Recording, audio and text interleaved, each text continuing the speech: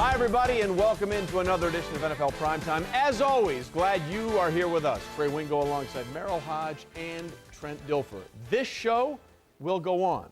The coaching career of Wade Phillips in Dallas will not. Over Monday afternoon, Jerry Jones, after watching what happened Sunday night at Lambeau Field, firing Wade Phillips as his head coach in midseason. It's the first time in Cowboys history, dating back to 1960, that a coach has been fired in midseason. Jason Garrett, the offensive coordinator, takes over for Wade in his place. Why now? Well, take a look at the last three games that the Cowboys have played, starting with Week 7 against the Giants. The defense gave up 41 points. The margin of defeat was 6 thanks to a big rally and a lot of turnovers from the Giants. But look at the third down conversion percentage the last 2 weeks. The guard was Joe Montana, and Johnny Unitas rolled into one in that one.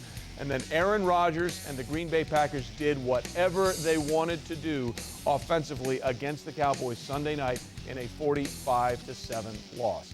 For more on the firing of Wade Phillips in Dallas and the appointing of Jason Garrett as the head coach for the rest of the season, we bring in Ed Werder from Dallas. Ed, you were in the Cowboys locker room. What are you hearing as to why this happened now? Well, this was not something that the players expected, which seems unbelievable considering how poorly they performed last night and how appalled Jerry Jones was, not by their failure to win, but by their refusal to even be competitive in the game. There's a sense of shared responsibility. I think the players feel bad that they betrayed Wade Phillips, who put an awful lot of trust in them and seemingly never held them publicly accountable, which may have ultimately been his downfall. Miles Austin said, "I put all of this on the players. We're the ones who are on the field." But other players like Jay Ratliff, the nose tackle, and Martellus Bennett, the young tight end, said that this is a 50-50 responsibility. And I think they're all curious, as they're just being informed right now in a team meeting, about what Jerry Jones has done and will be addressed by Jason Garrett as the interim head coach for the first time. I think they're all curious to see what approach will Jason Garrett take the rest of the season. Well, Ed, listen, Jason Garrett was the guy that Jerry Jones hired before he hired Wade Phillips and made him the head coach. There were talks that Jason Garrett might have been that guy going back to 2007. What's at stake here for Jason Garrett as well as the Cowboys going forward? Well, I think, first of all, that Jason Garrett was really reluctant to take a head coaching job, his first in the NFL, under these circumstances. In all likelihood, no Tony Romo for the rest of the year. A 1-7 team that's lost 5 straight games, hasn't won at home all year, and has clearly quit on the outgoing head coach. So I think Jerry Jones really had to persuade him that, look, I brought you here and I envisioned you 2 years ago being the next head coach of the Cowboys. I still see you that way. You have to prove that you can't do it, or I'll let you be the head coach of the Cowboys beyond the rest of the season. Ed Werder in Dallas, thanks very much. Okay, so listen, did it get to the point after the last 2 weeks that whether it was the right or wrong move became irrelevant and it just became the necessary move?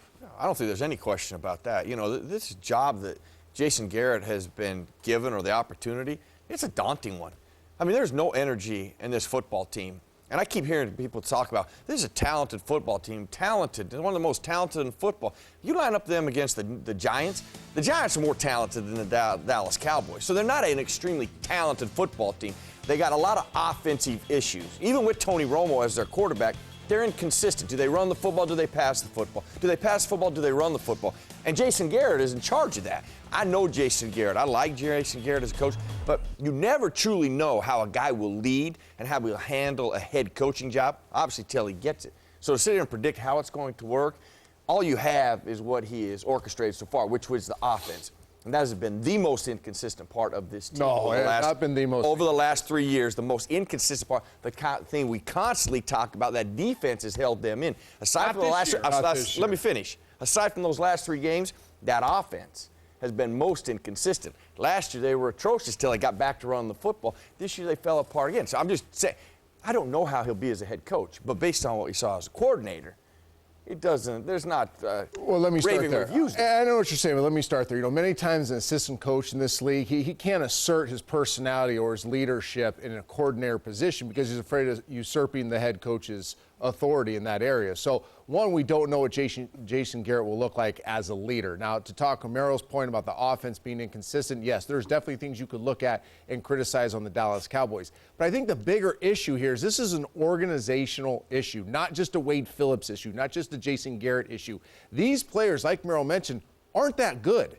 Talent is as talent does, and they play bad football. And I think ultimately Jerry Jones has to look himself in the mirror and say, listen, I'm the one that picked these players, and we have meetings all offseason. We identify our plan offensively, defensively, what we're going to be like personnel, and we think we're really darn good, and we're going to go out there and tell the world how good we are. Well, guess what? You're not very good. Defensively, your safeties can't cover. You're weak in the middle linebacker. Your corners can't cover. Your offensive line can't block, and these great running backs don't run very hard. So at the end of the day, Merrill, you're absolutely right. They're not an overly talented football team, and Jason Garrett has a huge challenge ahead of him to get him to play to whatever potential they have. All right, but you just summed up what may be the real problem for the Dallas Cowboys, and it has nothing to do with whether Jason Garrett does well or what Wade Phillips couldn't do. Jerry Jones picks these players. Jerry Jones assembled this team. He assembled this staff. Is Jerry Jones willing to fire himself as the general manager? No, that's not going to happen. Listen, so how do you fix it? Listen. Maybe you know, maybe you don't until, well, Jerry Jones can fix it because he did it right the first time. When you hired Jimmy Johnson, you let Jimmy Johnson do his job, he did a pretty good job. Then when you start to do his job or any other coach's job, you get into a problem. Okay, I was raised and groomed in the National Football League by the Rooneys. No greater ownership than the Rooneys. How they handle it. They hired Chuck Noll, Bill Cowher, Mike Tomlin, and you know what they did? They let them do their job with an understanding because they were young. They're going to go through growing pains. They're going to make some mistakes. We're going to work through with them. We're going to talk, but they're consistent at ownership. They hired you to do a job. They let you do your job. They trusted you would do your job. So I agree with you. I mean, ultimately it starts at the top. As Jerry Jones talked about it. How many problems do we have? I don't have enough fingers to count all the problems. But if you start with himself and how he hires people, let them do their job, they may iron a few things out. And the best organizations in this league have a vision organizationally. The personnel director picks out players, general manager picks out players that fit systems, that fit a certain profile, and the coach takes those players and goes and implements them the way planned. There's a disconnect between Jerry Jones and Wade Phillips. Obviously, it can't have the same disconnect with Jason Garrett about making sure they're all on the same page. We're going to get this type of football player. He fits into this type of system, and we're going to maximize his abilities in a certain way. That, and also just the edge they need to have as a team, kind of that almost scared for your job mentality every time they go out and play. I'm glad you said that edge because, they have no energy. And a guy that I know, Jason Witten, they're tied in. I've watched him play without a helmet. He is about football player as you're going to get when you talk about playing football. Watching him in that game was so disheartening because Jason Witten, it is just about effort. When Clay Matthews slants across your face, you got one job. It's a short yardage plays, and you got to come down and get him blocked. And he blows up your running back like that. I mean, that was like, I looked at that and I was like, oh my gosh. I mean, Jason Witten, you would never think would, at least if he got beat, just flat being physically getting beat. But he wasn't even in the game. Well, he was like, you watched that go by and I was like, oh my gosh, that tells you everything about the Cowboys. They kept saying in the Sunday night game that they lost to the Packers, which I thought was very telling. Well, this is real simple, and they're just not defending it. This is real simple. For whatever reason, there was a massive disconnect between with what the coaches wanted to do and what the players were doing, and it wasn't working. And now they've got to start all over, sitting at 1-7 right now, only behind the Buffalo Bills in terms of worst record in the NFL. Lots more coming on this edition of NFL Primetime when we continue. Monday Night Showdown, Steelers-Bengals, AFC North, a season on the line for Cincinnati. We'll have the latest. Plus, Brett Favre at 41 did something he's never done before in 20 NFL seasons, and the Vikings had never done before either. NFL Primetime is brought to you by Radio Shack. The Shack makes you a holiday hero. And the new 2011 Ford F-150, built Ford tough.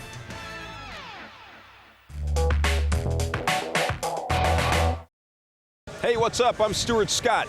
Check out Monday Night Countdown all season long right here on ESPN America.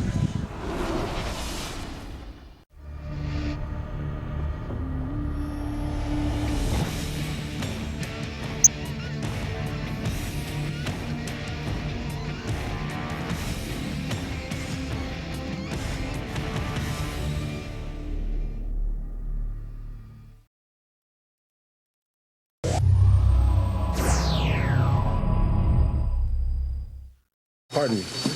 Excuse me. Pardon me. Excuse me. Excuse me. Pardon me. Excuse me. Hannah, are you okay? I think so. What happened? Well, I was making a cup of coffee. I pressed a button, and the machine caught on fire. And then out of nowhere, Superman swooped in and put it out. Yeah, you should have seen him. He was amazing. Wow. You're really lucky Superman was so close by. SportsCenter, weekdays at 0700 CET on ESPN America. Through 6 seasons, Chris Cooley already has the second most catches by a tight end in team history. Coming off a season-ending ankle injury, number 47 eyes a return to his Pro Bowl form. Cooley is the first Redskins tight end to make consecutive Pro Bowls. Captain Chaos should benefit from the addition of quarterback Donovan McNabb. Captain Chaos, Chris Cooley. With Cooley healthy, the Redskins look to earn a spot in the playoffs for the first time since 2007.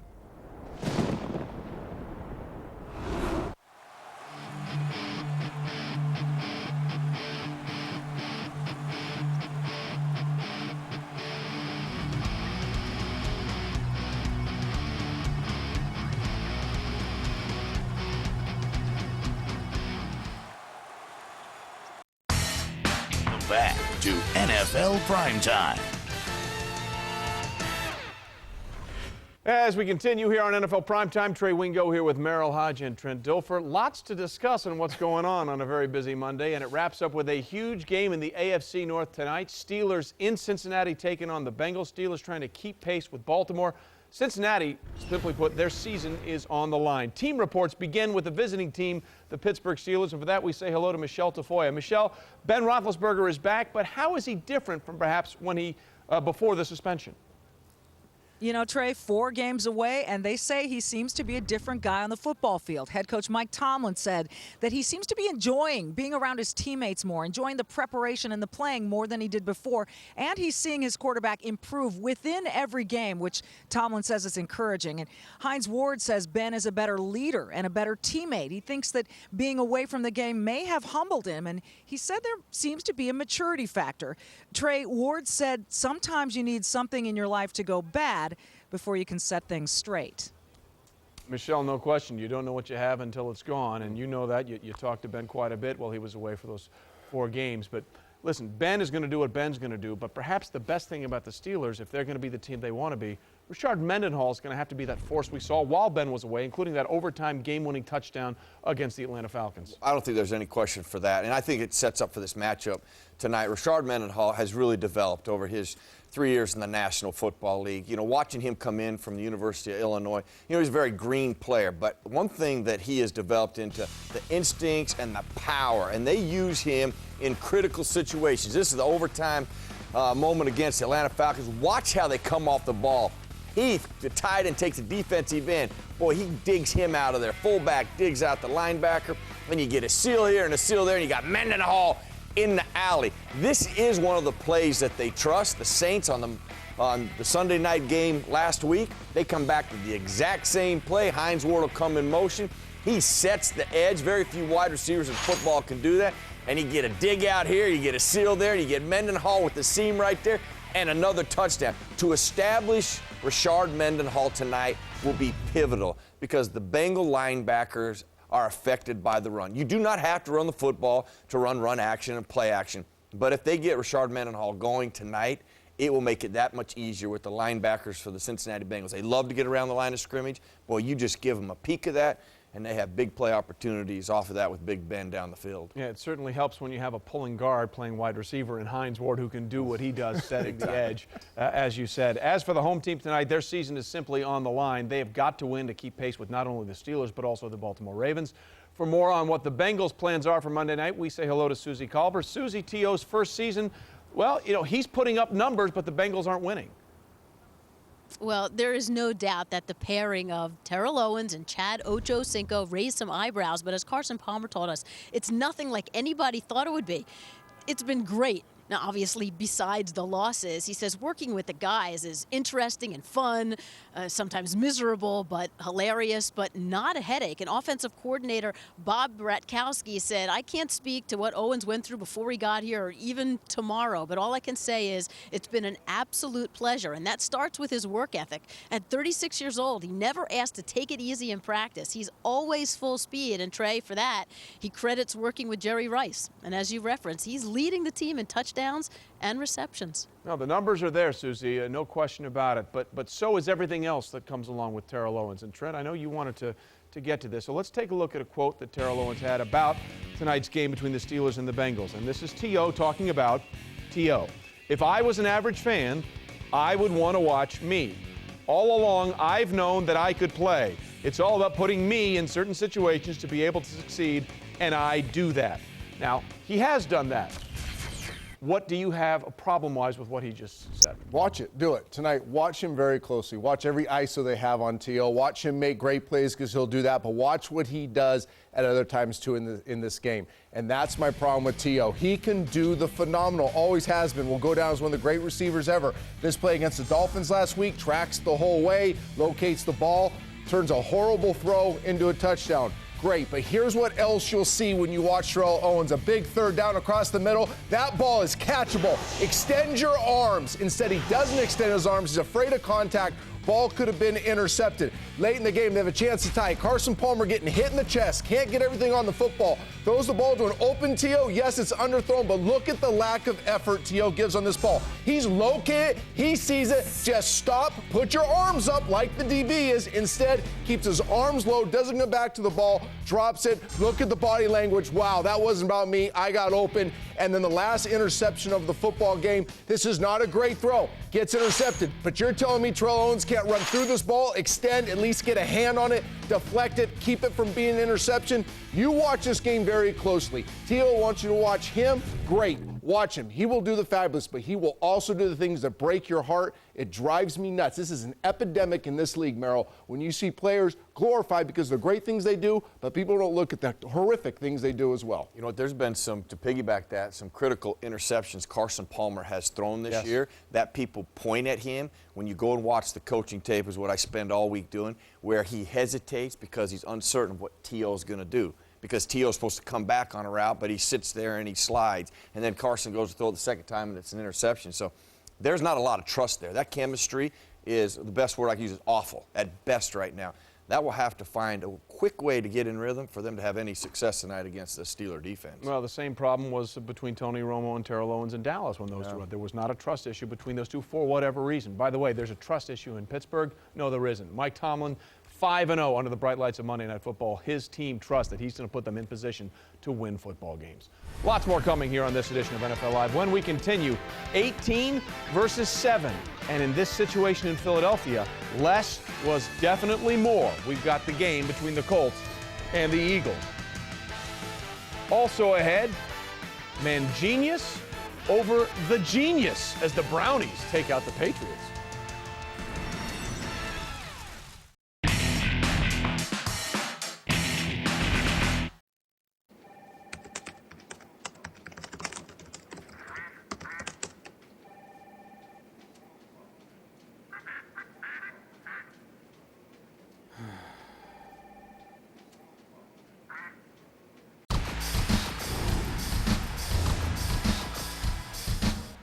Hey, don't sit back there with indecision. Safeties, make a damn call. Let's go. They're back there having a damn tea party. You okay? Huh? Didn't understand that answer. Damn. Come on, stand there, Jake. Bring it back here. Bring it back. Come on, come on, come on, come on. Bring it all the way back. All the way back. Let's go. Fan. Ah, shoot. Bring it back. Play it again. That's terrible. It's the 21st practice, and we got 8 guys leaving at the different times. Come on, guys. This is not an exercise in futility. Holy smokes. Omar, give him the ball so he can run with it, will you, please? They're getting tired. It's hot. They're tired, hot. They're not thinking, so it's not processing. All right, now that's like the dumbest thing we can do. You guys understand? But that's why we're practicing. I'd rather be dome right here in the heat of Spartanburg than out on some game field in the NFL. A player who makes the team great is better than a great player. If the ball gets there before you, then you beat the hell out of it. But if you're on the ball like you were there, you poke for the ball. Put your hand in his hands. Yep. On Goose versus Tampa, don't be in a hurry. Don't be in a hurry. Let him wait. Well, that's why I'm saying manipulate him. Yeah. Come off of it and then do that with the safety. Boom, and then down the middle. Okay. Over here, over here. Oh, what the hell. Monday Night Football live on ESPN America. He's into the end zone. Pittsburgh Steelers touchdown. In Week 9, it's an AFC North showdown. No one will catch him. Touchdown, Bengals. The Bengals defeated the Steelers twice last season and won the division. Touchdown. Now, Big Ben is back and looking for revenge. Touchdown, Steelers. Coverage starts tonight at 0100 CET with Monday NFL Countdown. Monday Night Football live on ESPN America, home of the NFL.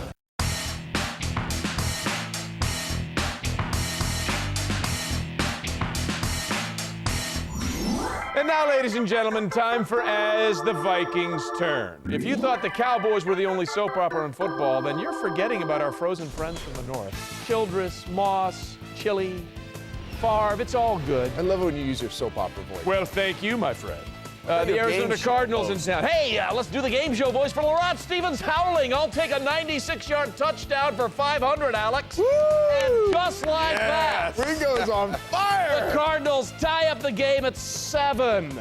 Meanwhile, kickoff to start the second half. Cardinals up 14-10. Percy Harvin, was he going to play? Was he not going to play? Had a great game. 9 catches, 126 yards, both career highs. Oopsie, the ball comes out. That was the one part of his game that wasn't good. Michael Adams gobble into the end zone. What happened? Percy Harvin, such a competitive guy, always fighting for the last yard, just gets stripped as he's going down the last second. So 14 points off special teams. The Cardinals go up 21-10. Now, the Vikings were having trouble getting into the end zone early. Third quarter, 2nd and goal. Favre intercepted by Rashad Johnson. Boy, so many interceptions for Brett this year, unlike his magical season of a year ago. One of our 2 picks on the day. Fourth quarter now, down 24-10. Favre under pressure, trying to get something going. 2nd and goal, and that's tipped away by Adrian Wilson. All right, so it's only 2nd and goal. We still got time. Next play, Favre from Bernard Berrien to the 1-yard line, but the Cards D does a great job keeping out of the end zone. Berrien can't cross the plane, so it's 4th down. They eschew the field goal because they're down by 14, and no, that one's broken up by Paris Lennon. Well, first of all, I don't know why you don't give it to AP, but in the play action pass, Shenko trying to get open. Nice job by the defenders playing that little stop corner route. Okay, but a 3-and-out really keeps them in it. So just over 4 minutes to play, Favre to Shenko gets it down to the 5-yard line. That sets up 1st and goal, and they heard you, Trent. This time, Merrill, they're going to the cashier. That's right. Give it to the cashier because he will make you pay. Just like that, the Vikings cut the lead to 24-17. 2 minutes to play. It's a 1-possession game. So now, Vikings from their own 38-yard line. Favre to Peterson with a short pass, and that's what we call yak. Yards after catch gets it down to the Cardinals' 30. Later in the drive, just over a minute to play, Favre, who was not good for 3 quarters, when it mattered most, another strike to Visanthe Shenko. Clock continues to run, 45 ticks left, and come on! A strike for the touchdown. That's why it's the primetime dime. He throws this early, anticipates it, drops it in a small hole while getting blitzed. Unbelievable play by Brett Favre. Ties it up at 24. So Jared Allen came into this game with 1 sack. 1. But he took over late. Look at him sniff out the screenplay. Yeah, you know what? He senses, you know what? They're throwing plays at me. They're attacking me. So let me reverse this on them. I'll play the screen. So we go to overtime. Cardinals win the toss. Clearly they were doing something wrong because this is a 3rd and 16 play. And Allen brings him down, one of his 2.5 sacks. The Vikes D had 6 sacks on the day. So now Minnesota. Flag it out to Adrian Peterson, and that's a good call. Ooh, look at it. The pins are turning, baby. They got a seal here and a seal there, and a little small alley there. Yeah, so after a penalty, now it's 1st and 20. It doesn't matter. Great read to Bernard Berrien. Love it. Designed to be a run, but Brett Favre, Bernard Berrien kind of sees an opportunity to throw the ball, throw the quick look for the big gainer. Now they're in field goal territory, and Ryan Longwell says, let's save this season, win this game, and get out of here. 27-24. Favre, a career-high 446 passing yards at the age of 41. Yes, he has the interceptions and all that stuff, but when it mattered most, Trent, he found a way, banged up, bruised, and literally bloodied from the week ago in New England to get his team in position to win. And that's how quarterbacks should be judged, how they play in the biggest moments. And Brett Favre, through the history of football, plays as good as anybody else in those big moments. It's so easy these days to bang on Brett Favre. It's become vogue to criticize him and blame him with all he's going through. He was brilliant on Sunday. 14 down in the fourth quarter, bringing his team back, beating the odds, making throw after throw after throw. In chaotic situations, I thought Brett Favre was at his very best in his entire career yesterday at the age of 41. Well, yeah, let's put this in some perspective, okay? 41, his 20th season, has his best passing game yardage-wise. He's the top guy in terms of passing yards all time in NFL history. Of the top 5, the other ages for their best passing game, 34, 27, 28. Okay, he does it differently. That's why he came back. He was a grandfather. That's why he came back, But baby. you saw something else in this game that proved to you this Vikings team, despite all the problems, hasn't quit. Yeah, actually, there was a couple of things. It was right after Brett's, I think, his first interception. And it looks like the Cardinals are going to score on this. And Greg Camarillo stays with that play and ends up stripping the ball and ends up being a touchback versus a Cardinal touchdown. Okay, when you see those kind of efforts, on Monday, when the team comes together, that's what they show. Those are the plays you focus on. That's the kind of effort you need. It's not about your skill set at this point or X's and O's and designs and schemes. It's now about turning things around. This kind of effort every Sunday on every play. But I thought him doing that play may have saved their season. Well, listen, it was Kerry Rhodes was on his way to the end zone. You're right. He bounced it out for a touchback, kept the game scoreless at that point. And now, as crazy as it is, you know, they have a chance now with the games they've got coming up. They got the Bears coming. They get to 5-5. Suddenly, everything's good in Minnesota. For this week, anyway. When we continue on this edition of NFL Primetime, the Detroit Lions are all about effort. But unfortunately, against the Jets, they came up just short, including a kick that perhaps a problem.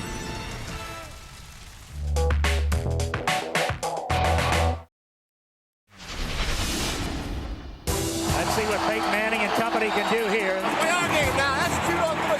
1 on 3. 1, 2, 3. Win. Peyton Manning is going to throw every down. Manning drops to throw, throws underneath. He's going to throw one deep. Manning looks for the quick throw, throws to Reggie. Touchdown! Reggie Wayne! Oh, yes, yes, yes! 22-game winning streak, that's a record. 13 straight at home, that's a record. 114 in this decade, that's a record. And the Colts are headed to the Super Bowl.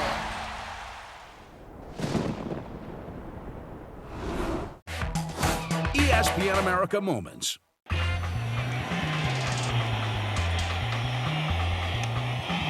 Spins away, heading for the end zone.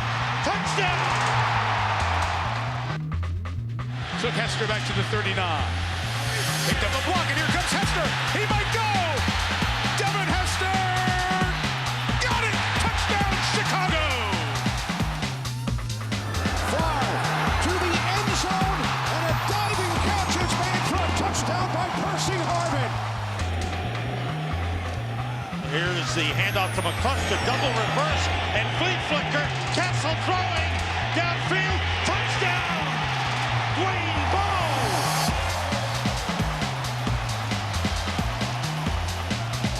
Castle gets time, throws to the end zone. Oh, what a grab! What a grab by Moreeeee for a touchdown!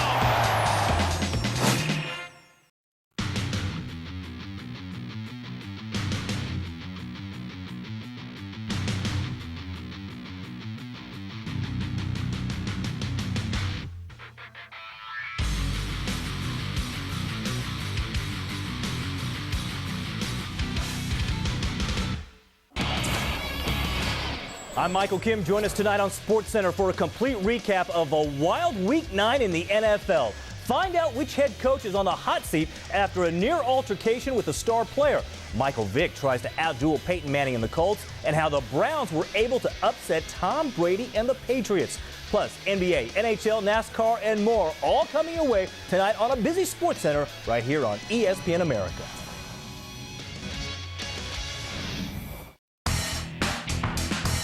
Primetime rolls on with a look at the best that never was. ESPN's award-winning 30 for 30 series, Marcus Dupree. So much promise at Oklahoma.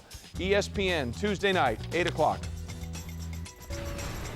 Patriots and Browns next on the docket. Bill Belichick, you know he's going to be ready for Eric Mangini. Now, Wes Welker, the only bright spot for the Patriots after a late touchdown with Steven Gostkowski suffering a thigh injury. You bet, Wes. His second career PAT. Afterwards said, what's the big deal? We should do this all the time. Every kicker should read that. All right, that was for you, Trent. All right, now the Browns, look, they knew they couldn't just line up. They had to come up with some stuff. How about Chancey Stuckey takes the snap and runs to the outside for the touchdown. Let's go ESPN Access on this. Rob Ninkovich tries to say what's going on here. I love the fumble-rooski here. The linebacker on the outside. Now, he identifies the centers down, so he alerts. But this is why you keep the offensive standing up, because you can't see what's going on. See, he thinks it's the Wildcat to the right. He's like, aha, we got him. He hasn't fooled me. But no, the little fumble-rooski, little handoff there, the perfect timing of it, scoring in the red zone touchdown, so important in the NFL. Yeah, Josh Cribbs actually was the guy taking the snap, and Stuckey was hid under the lineman. It was a great play. You know what else was a great play? Peyton Hillis, come on! 18 yards, Brown get a field goal on that play. And I tell you what, whether it was on the ground or through the air, Hillis wore them out. McCoy 14 and 19. And now, how about the seal of approval, Merrill, once again on We're going to get Hillis. a double here, and then we're going to get a kick out there. Now, that's going to establish our alley, and the guard's going to come in there and dig out the safety. Hillis does a great job of pressing the alley and then getting to the perimeter. Our seal of approval. Yes, and Cleveland approves. Hillis, 184 yards, 2 touchdowns. Oh, Brian Daboll's ecstatic. Get up, Brian, get up! Belichick loses to Mangini, 34-14. Okay, so they had the label of perhaps best team in football going into that Sunday. Now you had the Jets coming off a stinker against Green Bay. Now listen, Jason Hanson, chip shot field goal.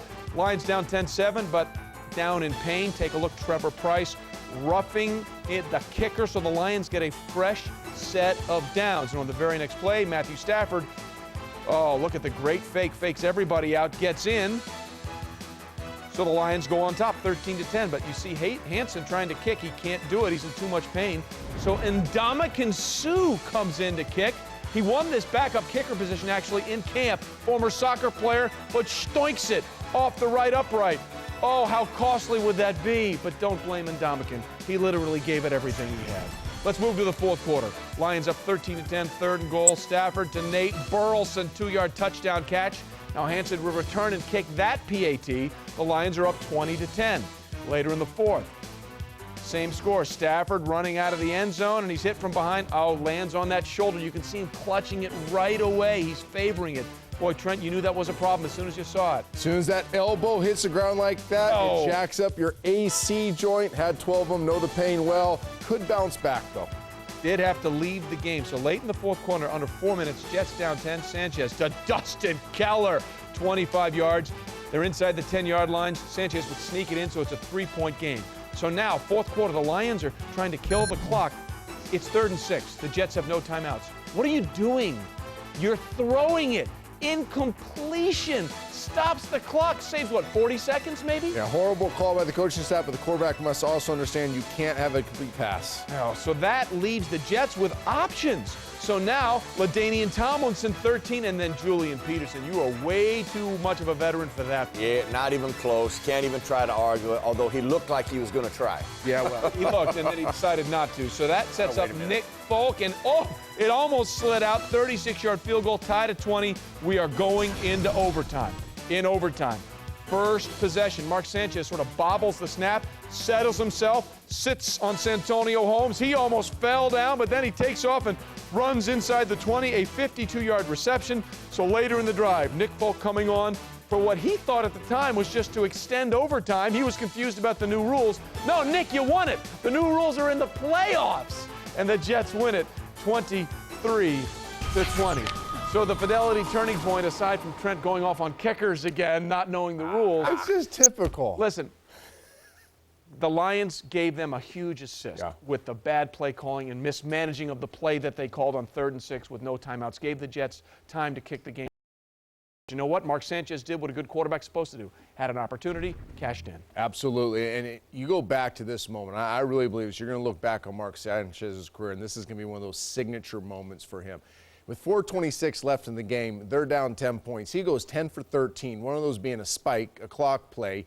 Goes 10 for 13 for 130 yards, was absolutely remarkable. You start with this throw right here down the middle of the football field. Look at that, that's a dime to Keller over the outstretched arms of the defender. Then 3rd and 9 on the series. It's going to tie the game. Look at him pump fake the defense, open up the zone backside, reset his feet, and squeeze in there. Great play by Mark Sanchez. Now go to overtime. This is remarkable here. Bobbles the snap. Eyes right. This play is designed to go to the strong side of the field. Resets, locates Santonio Holmes down the field, balances himself out, delivers an accurate ball so Santonio Holmes can run with it. You're going to look back one day and say, this game against the Detroit Lions,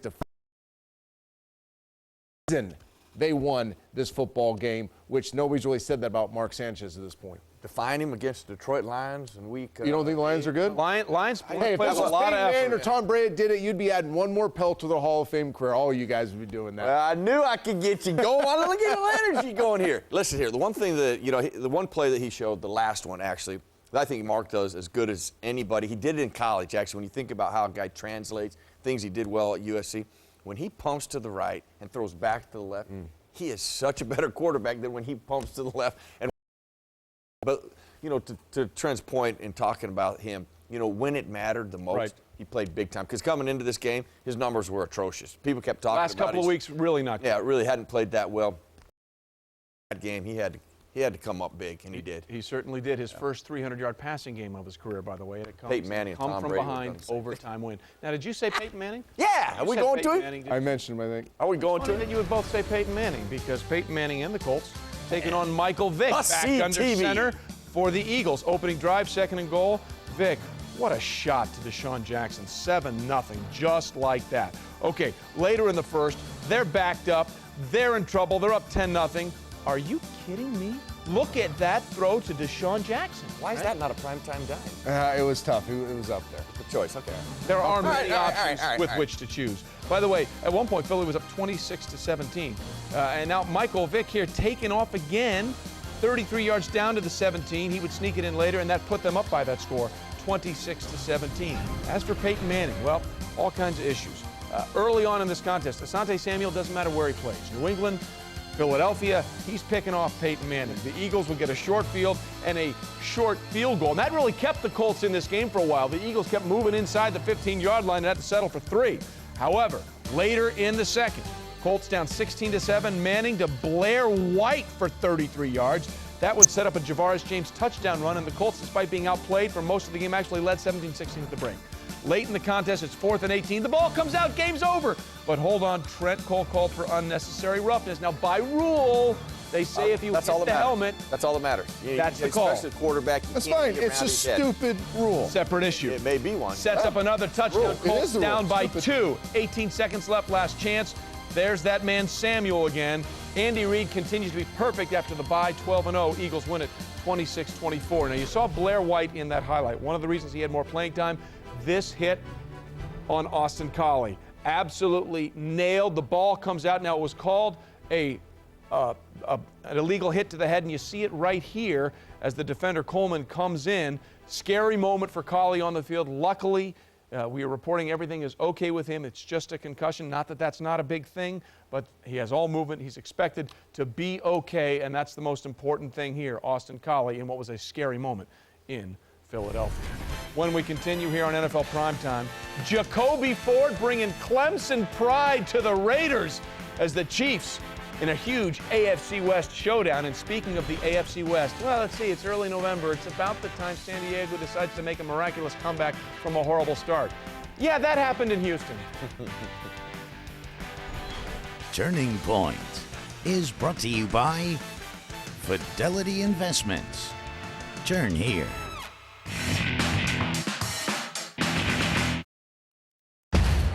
America's college football teams embark on a quest Nice move, and he will score. to conquer the grueling season in pursuit of one common goal, a national championship. It's outside on the right. 3, 2, 1, touchdown. The drama unfolds each week as the top teams and biggest rivals battle on ESPN. Breaks tackles down the sideline. He's going to score. College football lives here.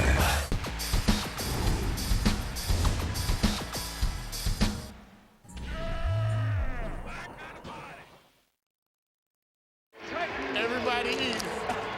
Let's get it, baby. What's happening, Raider Nation? It's gonna be a long day. Let's go.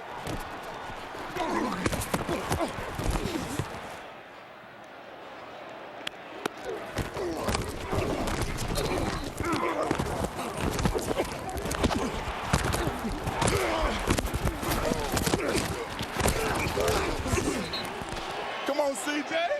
I told you. No MVP. Young takes the snap. Delay handoff. Here comes CJ up the middle. He's got the 30, 40, midfield, 40, 30, 20, 10, 5, end zone. You know, that's almost caught you on the one. No, he didn't. Everybody eat, baby. Everybody eat, all right? Everybody eat. I like the scoring, but not so fast. Not so fast? Slow down. It gets like 10 plays, 12 plays. He's trying to average 30, 40.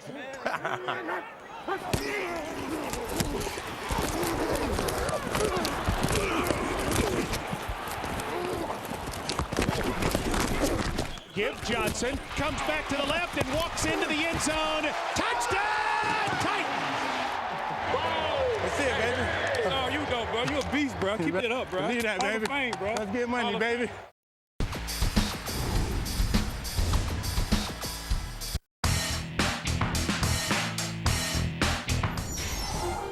Ladies and gentlemen, we have been sort of having fun with the Western Conference or Western Division teams, but not anymore. Woohoo! West bounded up. Chiefs and Raiders in a huge battle.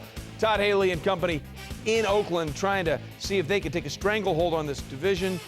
First quarter, Matt Castle to Veron Tucker for the 11-yard touchdown. That's good. Get the ball at the highest point and keep both feet in. It's not that hard. It reviewed and it held up. Now, at one point, the Chiefs were up 10-0. Then, by rule, they had to kick off. Great rule. It's a great rule if you're Jacoby Ford. Clemson pride, baby, up the middle and gone. 94 yards for the touchdown, the longest kickoff return at home since Tim Brown had 97-yarder in 1988. But the Raiders still down 10-7. They're down 13-7. Campbell to Darren McFadden. Oh, puts a hard hit on John Same McGraw. foot, same shoulder, rising blow. Later on the drive, show me Khalif Barnes for 300. Why not the 2-yard touchdown? And on trickeration, the Raiders take the lead, 14-13. Fourth quarter, Raiders up 17-13. Nick Miller, oh boy. Oh, the good news is he got it back, but not for long. Huge scramble as the players fight for the ball, and you see the emphatic signal eventually. Show me, yes! That's Chiefs ball. So on the drive, Matt Castle looking for Dwayne Bowe, and nice throw, nice catch. His fourth consecutive game with the TD. Chiefs up 20-17, but 3rd and 12 on the Raiders 45. Castle looking for Bowe again. Trent's got to make that catch. Yeah, he absolutely has to make that catch. Just right in the stomach, and that would have probably sealed the football game for the Kansas City Chiefs. Chiefs have to punt away. Under 30 seconds left, Raiders driving. Campbell avoids the pressure. Jacoby Ford, are you kidding me? Are you kidding me? Simply takes it away from the defender. Well, you know what? Who wants it more? You know what? Moment of truth, go get the ball. Yeah, Brandon Flowers no said, rule I had says it. you have to I had let it. somebody else take that. I had it. So that sets up Sebastian Janikowski. Tom Cable says, come on, Seabass. Yeah! And we are going to overtime with 3 ticks left on the clock. In overtime, Chiefs won the toss. Had a 3-and-out. Raiders' first possession. Who got him going? Jacoby Ford. Who had the catch to set up the field goal? Jacoby Ford. Who lays out on the throw to get him in position? Jacoby Ford. Only the second player in NFL history to have at least 140 receiving yards and 150 kickoff return yards in the same game. And that sets up Sebastian Janikowski. And with that kick, all is forgiven for the disaster in Arizona, Seabass, as the Raiders are over 500 this late in the season for the first time since 2002, 5-4. As for the San Diego Chargers, the team everybody thought was going to run away with this division, and they've struggled. And their special teams continue to struggle in Houston, taking on the Texans. Opening kickoff. The ball's definitely going out of bounds. But Jacob Hester fields it and steps inside the Chargers' 5-yard line. What are you doing? That goes out of bounds. You're on the 40. Punting in San Diego is a disaster. That's the 5th block punt the Chargers have had this year. In perspective, the rest of the NFL, 5 blocked punts. That led to an Arian Foster touchdown. Houston up 7-0. And then back comes the Chargers. Randy McMichael, what a catch. Great catch, great play by Phillip Rivers, scanning the field, coming back last second. Look at anticipation inside the corner stop route. Brilliant play by Rivers. That's how you Michael. cover, baby. The Chargers go up 14-10. As for Arian Foster, under a minute to go in the first half. Foster in the end zone, touchdown. That's over the line, touchdown. But wait a minute. Wait a minute. As he's completing the catch in the end zone, ball comes out, ruled an incomplete catch. Megatron. The Calvin Johnson rule from week 1, they would have to settle for a field goal. Foster, by the way, 197 total yards, 2 touchdowns. Third quarter, Chargers down 23-14. McMichael again, come on. Sick catch. Look at that. That ball's smoked, too. He just catches with one hand, reaches out. Great play by Randy McMichael. Remember, Antonio Gates not participating because of the plantar fascia issue. All right, fourth quarter. 3rd and 1, Rivers sneaks, but a flag on the play. Moreeeee Ajeratutu lined up illegally. So what do? Well, you a little dig route. Go kind of problems. Why not? Right? Back to Ajeratutu, keeps the drive alive. Moreeeee Ajeratutu for the touchdown. 4 receptions, 111 yards, 2 scores. Under 2 minutes to play, Texans trying to drive Andre Johnson in his hands, off his knee. Seldom Picked off by Paul Oliver. Seldom see Andre Johnson miss. But you've seen it, those crazy bounces the last couple of years. They've been everywhere. A couple of times last year, you saw it off the heel of a receiver for an interception.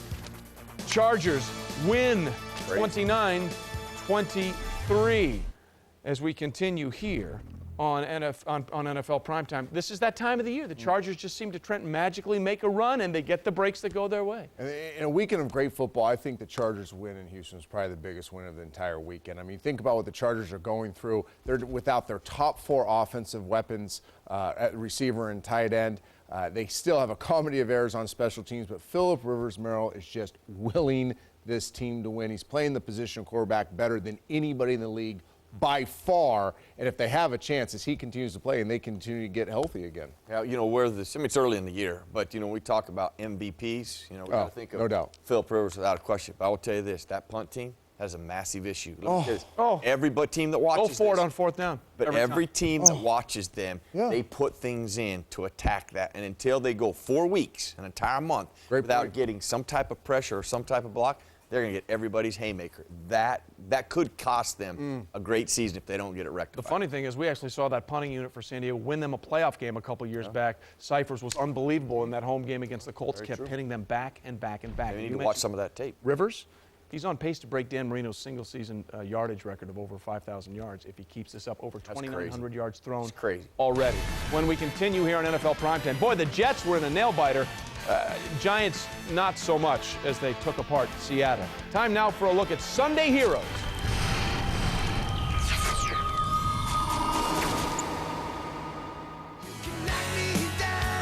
It is up and in. Good! He's in! Touchdown! Oh, what a cold-blooded connection. He is in! Touchdown! Pulls into the end zone. Touchdown! Breaking free. Santonio Holmes. The Jet sideline explodes. Touchdown, Greg Kelly. He's going to the house. Touchdown! Sunday's Heroes is brought to you by Radio Shack. The Shack makes you a holiday hero.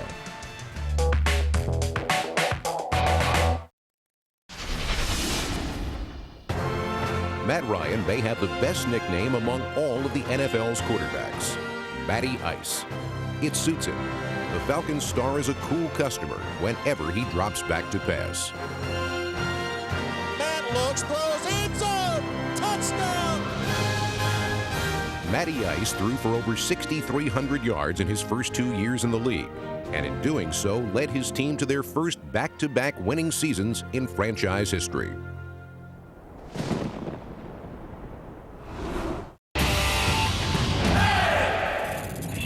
Brandon Jacobs, at 6'4", 264, is the biggest running back in the NFL. To find out how hard Brandon hits, I'm going to let him plow me over at full force. 3, 2, 1, go!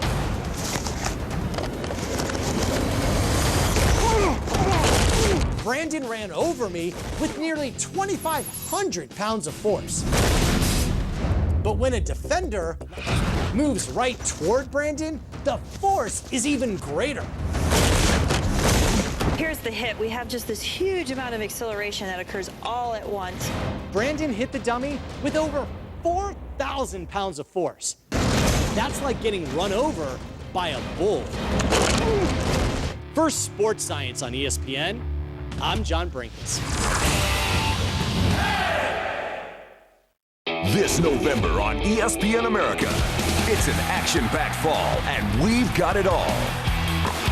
It's time to get ready for the NFL's Thanksgiving feast.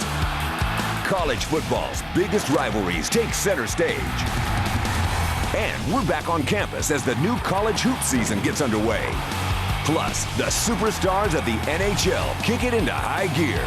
The brightest stars, the biggest games, all this month live on ESPN America.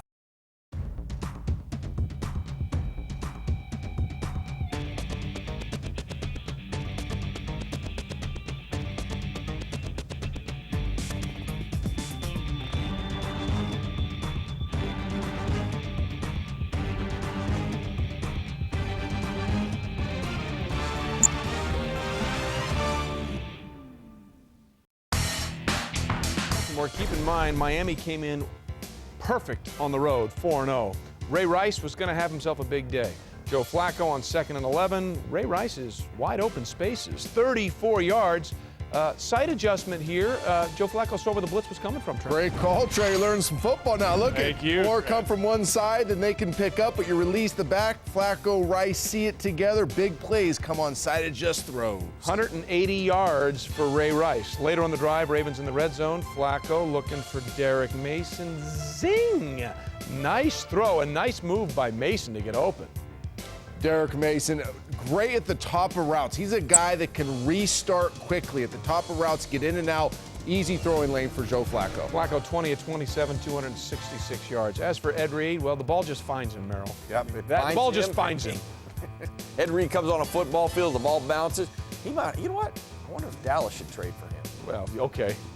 They'd like to. The Ravens hand Miami a road loss. There's some mojo going at Dallas. 10, but here was the subplot in this game. Channing Crowder said after the game that in this incident right here, LaRon McClain right there spat in his face. McClain denied it, said we were just jawing.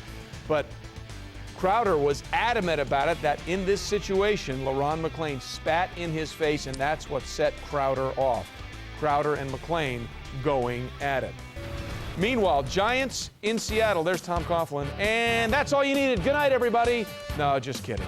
But that was really all that happened. I mean, this was an evisceration. Well, after this one right here, that's all you needed. Eli Manning to Akeem Nicks. You got to get points to get ahead. All he does is score touchdowns. Yeah. Well, all he does. does. Great job. Route combinations over the top. It's a tough catch, too, now. No, very tough catch. Got that right. 6 receptions, 128 yards. That put him up 14-0. And now watch this play up 21-0. Well, you got to love, they clear out with the vertical route. Steve Smith underneath, quick he gets the ball. That happens because he's decisive with his route running and decisive, accurate throw. And then, you know, he wears number 12. I know, I played in Seattle. I don't like seeing that, dumping beer on him. Well, yeah, but then the guy shouldn't give me a hug in Seattle garb. Good point. All right, and then 28-0. Kevin Boss helping out here with this touchdown. This one was over at the half. 41-7. The Giants just stomped Seattle. Meanwhile, huge game in the NFC South. Tampa Bay in Atlanta. Whoever wins here has a huge opportunity to take control of this division. Third quarter, after a Falcons field goal made it 27-14, they kicked off, Trent, by rule. I'm telling you, Trey, the more I think about it, the better rule I think it is. Michael Spurlock agrees with you. 89 yards up the right sidelines. There was some question perhaps whether or not he stepped out of bounds. He did not. 89 yards for the score. And look at the elusiveness. There are Falcons there to tackle it. Yeah, we've seen wide receivers running great routes. We've seen kickoff returners running kickoff ball. What's key? Agility. Yeah. Start and stop, not the 40. All right, so Bucks down 27-21. Josh Freeman's behind in the fourth quarter. This is absolutely where he wants to be. And look at the throw right there to Mike Williams. The drive continues. Under 5:30 left, Freeman one more time to Cadillac. Oh, it's a flea flicker. And Aurelius Ben, no, but there's the flag on the play.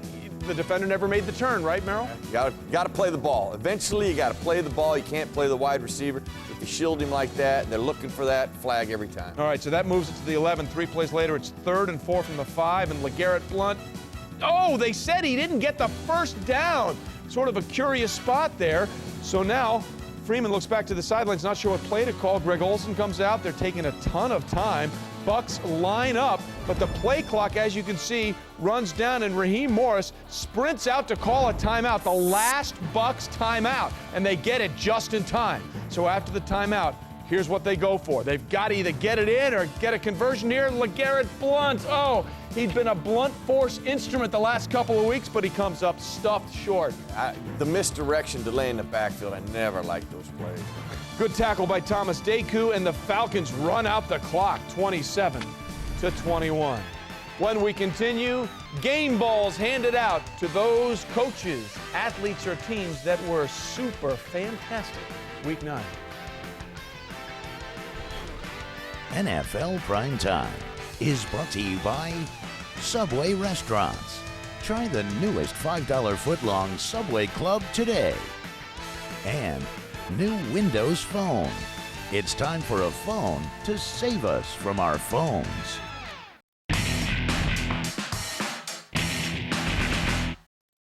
Monday Night Football live on ESPN America. He's into the end zone. Pittsburgh Steelers touchdown.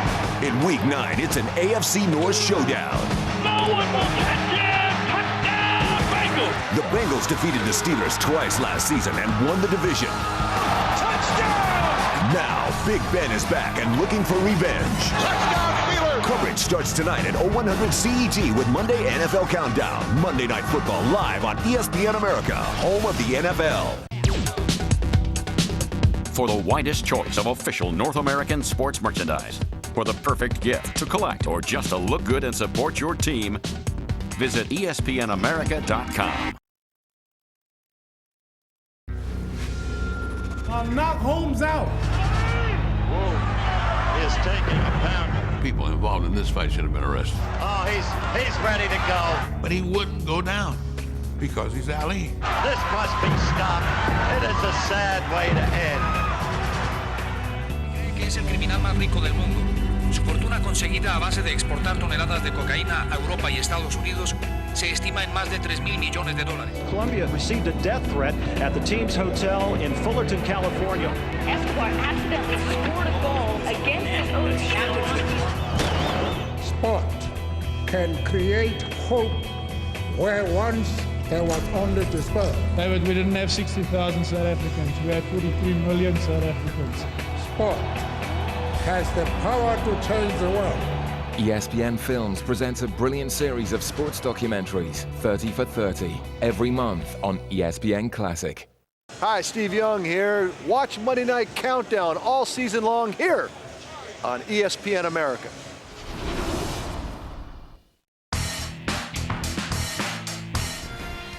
Game Balls is delivered by PapaJohns.com. Just a click of the mouse. Papa's in the house. All right, time to hand out game balls for Week 9. Merrill Hodge, who gets the award? My game ball goes to the locomotive in Cleveland, Ohio. Peyton Hillis, 29 touches, 184, 2 touchdowns, and mauling people. Love it.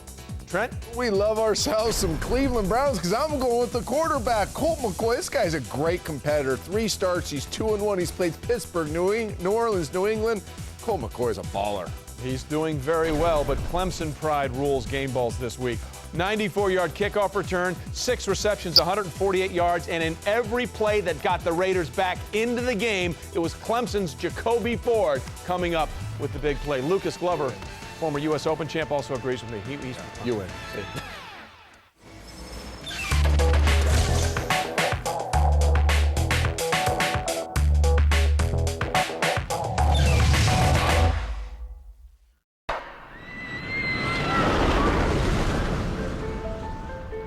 Brought to you by Full Tilt Poker.